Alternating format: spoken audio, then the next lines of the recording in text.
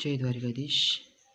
આજે ગીતા જયંતિ નિમિત્તે આજે આપણે એક 18મા અધ્યાયનો આ છેલ્લો શ્લોક છે, જે મને લાગ્યું કે આપણે વિદ્યાર્થી જીવનમાં આ બધાને ઉતાર્યા જેવું છે, શેર કર્યા જેવું છે. આ શ્લોક તમે જોઈ શકો છો કે યત્ર યોગેશ્વર કૃષ્ણો યત્ર પાર્થ ધનુર્ધર તત્ર શ્રી વિજયો ભૂર્તિ ધ્રુવા નીતિ મર્મ. એટલે આ શ્લોકમાં ભગવાન શ્રી કૃષ્ણ એવું કહ્યું છે કે જો ભગવાન શ્રી કૃષ્ણ છે અને જો ગાંડીધારી અર્જુન છે ને, તેઓ વિજય ચોક્કસ છે. તેઓ સત્યનો વિજય, તમે કરેલા કર્મનો વિજય ચોક્કસ થાય છે.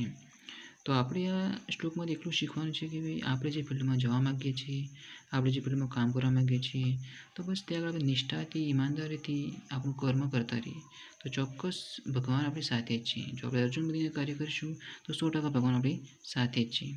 અને ગીતા જયંતિ નિમિત્તે બધાને એટલું જ કહીશ કે વિદ્યાર્થી જીવનમાં આપણે આવા ગીતાનું પુસ્તક ચોક્કસ આપણા જીવનમાં વસાવી લાવીએ અને ઉતારીએ. અને આવા જ આપણે મને જ્યારે કોઈ લાગશે કે શ્લોક ગીતાનું કોઈ આપણે વિદ્યાર્થી કાળમાં કામ લાગે એવું છે. જો કે આમ તો દરેક ગીતાના બધા શ્લોક કામ લાગે એવા જ છે, કેમ કે ભાઈ જે પણ તકલીફો છે ને આપણે આ કાળમાં જ આવે છે, બરાબર.